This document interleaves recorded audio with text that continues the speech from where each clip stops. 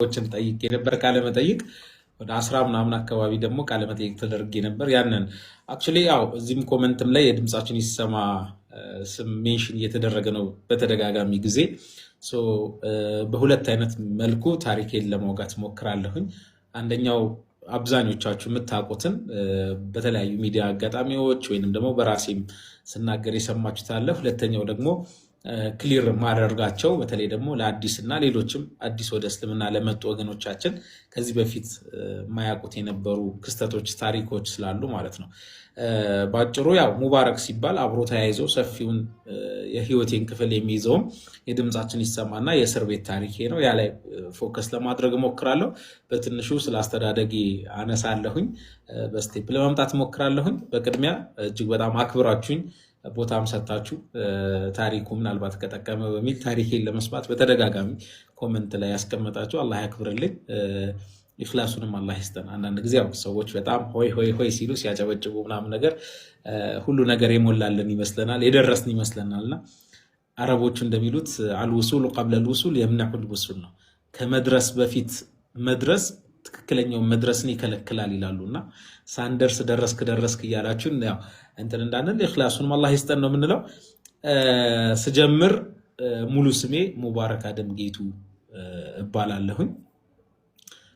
ትውልዴ ከአዲስ አበባ በ254 ኪሎ ሜትር ርቀት በምትገኘው በኦሮሚያ ክልል ምዕራብ ሸዋ ዞን ባኮ የምትባላለች ወለጋ ከመግባቱ ከ10 ምናምን ኪሎ ሜትር ቀደም ብሎ ሸዋ ውስጥ ነው። በአምቦ ከተማ ስር የምትገኝ ቀበሌ ነች። ሾቦካ የሚባል ከተማ ላይ ነው የተወለድኩትኝ። የ4 ዓመት ህፃን ሆኜ ከእናትና አባቴ ተለይቼ እኔም ታናናሾቼም አንድ እህቴና ወንድሜን ጨምሮ ቀድሞ ታላላቆቼ ወደ አዲስ አበባ ከተማ ገብተው ስለነበረ በልጅነት ነው ኦልሞስት በ1986 መስከረም 16 ነው የተወለድኩትኝና በኋላ ጠይቃቸዋለሁ። ከዛ በኋላ ያው የ4 ዓመት ህፃን ልጅ ሆኜ ወደ አዲስ አበባ ከእህቶቼ ጋር ከታላላቆቼ ጋር ለመኖር መጣሁኝ። እዚህ አዲስ አበባ ላይ በተለምዶ ትራፊክ ሰፈር ወይንም ውንጌት አስኮ ምናምን የሚባል አካባቢ ሰፈሮች አሉ። ኦር አወሊያን በደንብ የሚያውቅ ደግሞ ካለ አወሊያ ነው ኤግዛክት ኤሪያው፣ ግን ትራፊክ ሰፈር የሚባል ያኔ ቀለበት መንገድ ፋሽን በነበረበት ወይ ደግሞ ሊመረቅ ቀለበት መንገድ ሊመረቅ ሲል ነው አዲስ አበባ የገባሁት የነበረው። ከዛ በኋላ ያው እንደ ማንኛውም ታዳጊ በወቅቱ እንደነበሩት ሰፈራችን ውስጥ የቄስ ትምህርት ቤት ነበረ። የቄስ ትምህርት ቤቱ 0 ክላስ ይባል ነበረ። እዛ በተለምዶ ኒኮላ ሜዳ ይባላልና አባባ መርሻ የሚባሉ ያስተምሩ ነበረ። ማገር እንጨት ተደርድሮ ላዩ ላይ ቁጭ ተብሎ ሀግስ ሁካህብ ሳለስ እየተባለ ያው ይባላል። ጠዋት ስንገባ አባታችን ሆይ በሰማይ ያለ እየተባለ ማታም ስንወጣ በተመሳሳይ መልኩ በእንደዚህ አይነት መልኩ ነው። አበባ መርሻ ጋር 1 ዓመት 0 ክላስ እና 1 ቁጥር ይባላል። ያኔ አንደኛ ክፍል ሳይሆን 0 ክላስ እና 1 ቁጥር። 0 ክላስ ሀሁን እስከ ፐ ድረስ የመለየት ነው። ከዛ በኋላ ደግሞ 1 ቁጥር ላይ ደግሞ ቃላት መመስረት ምናምን እንማርበት ነበርና እዛ ነው የተማርኩት። ከዛ በኋላ ጥሩ ውጤትም ስለነበር እዛም የነበረው አክቲቪቲ ታይቶ እዛው አወሊያ አካባቢ የሚገኝ ጉለሌ ፋና የሚባል ከአወጂጂ ዱቄት ፋብሪካ ፊት ለፊት በሚገኝ አንድ የህዝብ ትምህርት ቤት ውስጥ ከ1ኛ ክፍል እስከ 3ኛ ክፍል ተማርኩኝ። በወቅቱ ጥሩ ውጤት የነበረኝ ተማሪ ነበርኩኝና በኋላ ላይ አወሊያ የሚባል ትምህርት ቤት አለ።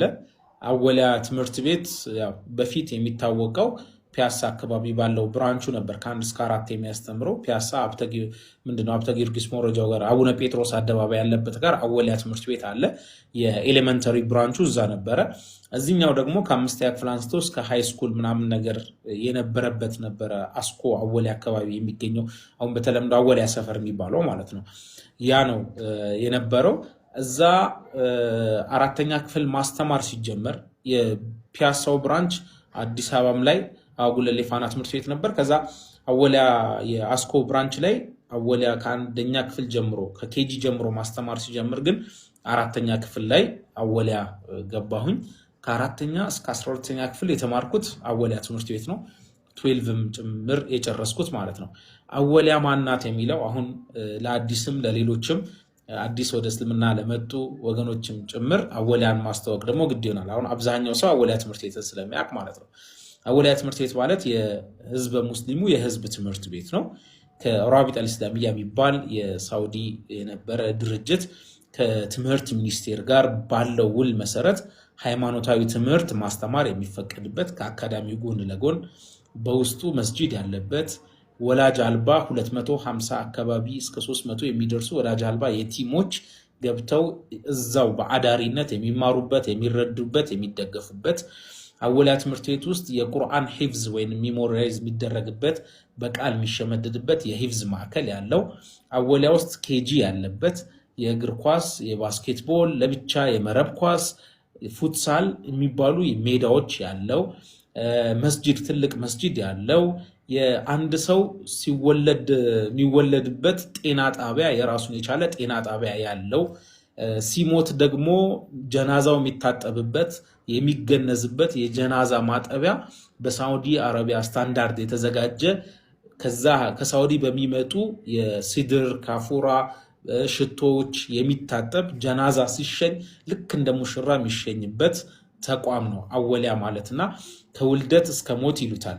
ምክንያቱም ስትወለጂ ጤና ጣቢያ ያለው ከዛ በኋላ እናት አባት የሌላቸው እዛው የሚያድጉበት ማሳደጊያ አለው ወላጅ አልባ ማሳደጊያ። ከዛ በኋላ አካዳሚክ ትምህርት ከኬጂ አንስቶ እስከ 12ኛ ክፍል አለ። ከኬጂ እስከ 12ኛ ክፍል ብቻ ሳይሆን ደግሞ ኮሌጅ አለ። በኮምፒውተር ሳይንስ፣ በህግ፣ በአረብኛ እስከ ዲግሪ ድረስ የሚያስተምር የራሱ አካውንቲንግን ጨምሮ የሚያስተምር ተቋም ነው። በጣም ግዙፍ ነው። 56000 ካሬ ላይ ያረፈ እጅግ በጣም የምንወደው ተቋም ነው። ስቲል ነው ከእናቴ በኋላ እናቴ ብሎ ረሱል ሰለላሁ ዐለይሂ ወሰለም ኡሙ አይመንን ኡሚ ባዕደ ኡሚ እንዳሉት እኔ ደግሞ ከእናቴ በኋላ ያሳደገችኝ እናቴ አወሊያ ናትና ለዛሬው ሙባረክ ዛሬ ለደረስኩበት ትልቁ ሚና የተጫወተችው አወሊያ ናት። አወሊያን እጅግ በጣም ወዳት ተቋም ናት። አወሊያ ይሄን ይመስላል። እዚህ ነው ከ4ኛ ክፍል አንስቶ እስከ 12ኛ ክፍል ትምህርቴን የተማርኩት። አወሊያ ውስጥ ሙባረክ ሁለት መልክ ነበረው። አንደኛው መልክ ወይንም ደግሞ 10ኛ ክፍል ማትሪክ ፈተና እስክፈተን ድረስ ኖርማል ተማሪ በተለይ ከ4 እስከ 6 እስከ 7ኛ ክፍል አካባቢ ባለውበት ቆንጆ ትምህርት ስታተስም የነበረ ነበር።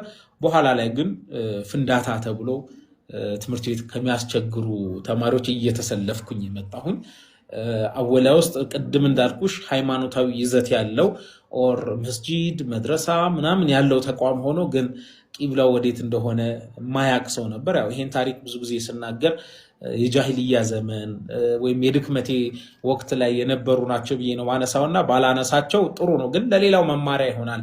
ሰው ወድቆ መነሳት ይችላል፣ ወይም ደግሞ ጥሩ ካልሆነ ኤንቫይሮንመንት ውስጥ መውጣት ይቻላል አይደለም። ከዛ ከኩፍር ወደ እስልምና መምጣት እንደሚቻል በብዙዎች እየተማርን ነውና ሰው አንዳንድ ጊዜ የደረሰ ሁሉ ደርሶ ወይም ከእናቱ ሆድ ውስጥ ወጥቶ አይደለም እዚህ የሚደርሰውና ጥሩ አልነበረም ማለት ይቻላል። እቤት ስገባ እናት ምንድነው ፋሚሊዎቼ ስለሚቆጡኝ ታላቆቼ ስለሚቆጡኝ መግሪብና ኢሻ ከዛ ሱቢ ምን ሰግድ 10 እና ዙህሩን ደግሞ አወሊያ ግቢ ውስጥ መስጂድ የሚያክል ቆንጆ መስጂድ እያለ ምን ሸውድበት ጊዜ ነበርና ያው በእነዚህ አይነት መልኩ አወሊያ ላይ እስከ 10ኛ ክፍል ሄድኩኝ።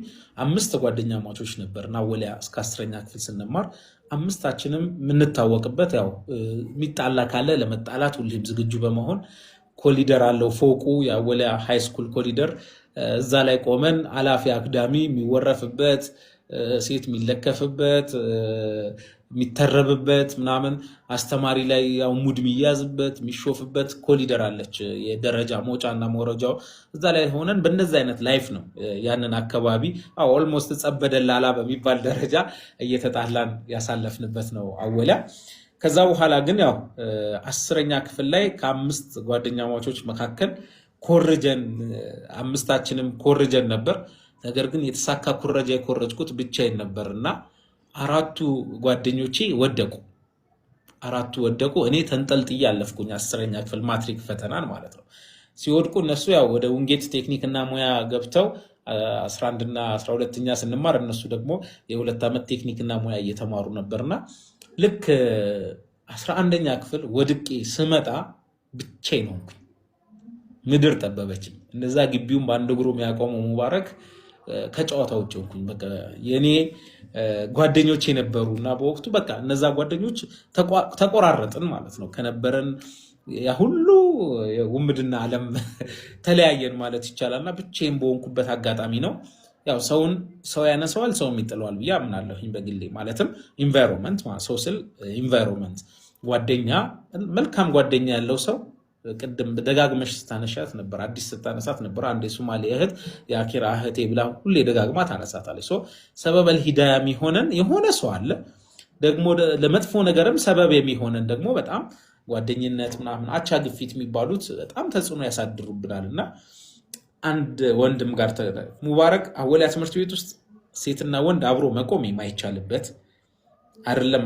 አብሮ ሰላም መጨባበጥ ምናምን ነገር ማውራት መጀናጀር፣ አብረሽ ከቆምሽ ወላጅ አምጣ ተብለህ የምትገረፍበት ትምህርት ቤት ውስጥ ያው ሴቶችን ዘይሬ አቅፌ ምናምን ነው ምገባ የነበረው የሆነ ሰዓት ላይ። በኋላ ላይ ግን ያው ይሄንን ነገር በተደጋጋሚ ሲያይ የነበረው ወንድም መሐመድ ዘይኑ ይባላል። እስከዛሬ ድረስ ሁሌም ስሙን ሜንሽን አደርገዋለሁኝ። እንደ ወንድም ቀረበኝና ለምንድን ነው አንተ በቃ ከሴቶች ጋር የምታበዛው? ውሎህን አስተካክል፣ እንደዚህ የሚሉ በርካታ ምክሮችን በመምከር መሐመድ ዘይኑ የራሱ ጓደኛው አደረገኝ። የተለያዩ እንቅስቃሴዎች ላይ መሳተፍ ጀመርኩኝ። በቃ ጥሩ የሚባሉ አይነት እንቅስቃሴዎች ላይ ራሴን ማግኘት ቻልኩኝ። ሳላስበው በቃ ወደ ዲኑ በጣም መሳብ ጀመርኩ። ሰላት ጀመርኩኝ። ሰላት መስገድ ብቻ አይደለም፣ ሚኒ ሚዲያ ውስጥ መሳተፍ፣ የሚኒ ሚዲያ ኃላፊ እስከመሆን ደረጃ ዜናዎችን በማቅረብ ትምህርቶችን በማቅረብ የተለያዩ ታሪኮችን ሲራዎችን በማንበብና ሚኒ ሚዲያ ላይ በጣም ፓርቲሲፔት ማድረግ ጀመርኩኝ። ከዛ በኋላ ኮምፕሊትሊ ከዛኛው ህይወቴ ድንገት ነው በቃ ውልቅ ብዬ አሁን ጀስት የሆነ ደህና ወደሚባል ጥሩ ሙስሊም ሊያደርገው ወደሚችላቸው ነገራቶች ራሴን ተቀይሮ ያገኘሁት በድንገት ነው። 11ኛ ክፍል ውስጥ ማለት ነው። የሚኒ ሚዲያ አባል ሆኜ በርካታ ፕሮግራሞችን ሳቀርብ ራሴንም እዛ ውስጥ እየለወጥኩ መጣሁ። መጀመሪያ አካባቢ ላይ ሚኒ ሚዲያ ራሱ እየሰራሁኝ ያው አይነት ባህሪ ነበረኝ ነበር። በኋላ ግን ጀስት 11ኛ ክፍል ስንጨርስ ልክ 11ኛ ክፍል ስጨርስ ያው ወልቂጤ ላይ አንድ አዲስ መርከዝ ተከፍቶ ነበርና ክረምቱን ለ2 ወር በቃ እስላማዊ እውቀት ማግኘት አለብኝ፣ ማወቅ አለብኝ፣ መማር አለብኝ፣ ዲኔን ማጥበቅ አለብኝ የሚሉ ነገሮች ጀስት እየተሰራው መጣሁኝና 11ኛ ክፍል ክረምት ሲዘጋልን ትምህርት ወደ ወልቂጤ በመሄድ ዑበይ ኢብኑ ከዓብ የሚባል የቁርአን ሂፍዝ ማዕከል ላይ ለ2 ወራት ቁርአን 3 ጁዝ አካባቢ ማሐፈዝ ችለን ከዛ በኋላ ደግሞ የተለያዩ ትምህርቶችን ተውሂድ፣ ፍቅህ የሚባሉትን ሲራ የሚባሉትን መሰረታዊ እውቀቶችን በ2 ወር ውስጥ ያው ሁሉ ነገር አይጨረስም። በ2 ወር ያው ጥሩ ነገር ይዤ መጥቻለሁኝ ማለት ይቻላል። እንግዲህ 11ኛ ክፍል ላይ ወልቂጤ ዑበይ ኢብኑ ከዓብ መርከዝ ላይ ቆንጆ ጊዜ አሳልፌ መጣሁኝ። በጣም በሚገርም ዳይናሚክ ቼንጅ ነው የሚባለው ወይም ደግሞ ፓራዳይም ሺፍት እንደሚሉት አይነት ነገር ነው ተለውጬ የመጣሁትን ራሴን በጥሩ መልኩ አገኘሁኝ። 12ኛ ክፍል ላይ ወደ ትምህርቴም ፎከስ እያደረግኩ በከፊል ጭራሽ በኋላ ላይ የትምህርት ቤቱ የስቱደንት ካውንስል ሜምበር ሆኜ እስከ መመረጥ የደረስኩበት የዳዕዋ እንቅስቃሴ የመድረክ ፕሮግራም አወሊያ ላይ በፊት ላይ የነበሩትን 12ኛ ክፍል ላይ ኦልሞስት ሙሉ ለሙሉ በመቆጣጠር በሚባል ደረጃ የዳዕዋ ፕሮግራም መድረክ ሲኖር መድረኮች በየ15 ቀኑ በየወሩ የሚዘጋጁ ዳዕዋዎች ይኖራሉ። የዛም መድረክ መምራት፣ ማስተባበር፣ ዳዒ መጋበዝ፣ ኡስታዝ ያሲን ኑሩን፣ አህመዲን ጀበልን የተለያዩ ሰዎች እንዲመጡ ዳዕዋውን እንዲያደርጉ ተማሪዎች እንዲያስተምሩ በርካታ እንቅስቃሴዎች ስናደርግ ነበረ። አልሐምዱሊላህ በእነዚህ አይነት መልኩ ያው የ12ኛ ክፍል ህይወት ቆንጆ ሆኖ ቀጠለ። ያው በተለያየ አይነት መልኩ ስሳተፍ ነበር። ስቱደንት ካውንስል ከመሆን በተጨማሪ የግቢው ዲሲፕሊን ኮሚቴ በጣም በዲሲፕሊን አዛ የነበረው ሙባረክ የዲሲፕሊን ኮሚቴ ሜምበር ሆኖ በእነዚህ አይነት መልኩ ነው። ምናልባት ኔትወርኳ የሚሰራ ከሆነ ሻሃዳውን ይዛ ብንቀጥል ነው የሚሻለው። ያው እንግዲህ አወሊያ ላይ 12ኛ ክፍል ላይ አልሐምዱሊላህ በብዙ መልኩ ራሴን ለጉጬ ነው ያገኘሁትኝ። ከዛ በኋላ ያው ትልቁ ከአወሊያ ጋር የሚያያዘው ታሪኬ ምንድነው? ከወልቂጤ መርከዝ ልክ ስመለስ 12ኛ ክፍል ላይ ሐቂቃውን በሚባል ደረጃ በጣም ጥሩ የነበረ ተጨባጭ ውስጥ ራሴን አግኝቼው ነበረ። ብዙ የደርቲ ባክግራውንዶቼን ሙቭ ያረኩበት ያባረርኩበት ራሴንም ጥሩ መስመር ላይ ከመስጂድም ጋር ከጓደኞችም መረጣም ጋር የዲን እንቅስቃሴዎች ላይ ዳዕዋ ላይ መድረክ መምራት ላይ በጣም ሰፊ እንቅስቃሴ ያደረኩበት ነበር። አልሐምዱሊላህ አላህም ወዶና ፈቅዶ በዙሪያ ጥሩ ጓደኞች ወንድሞች ነበሩ። እነ መለኩ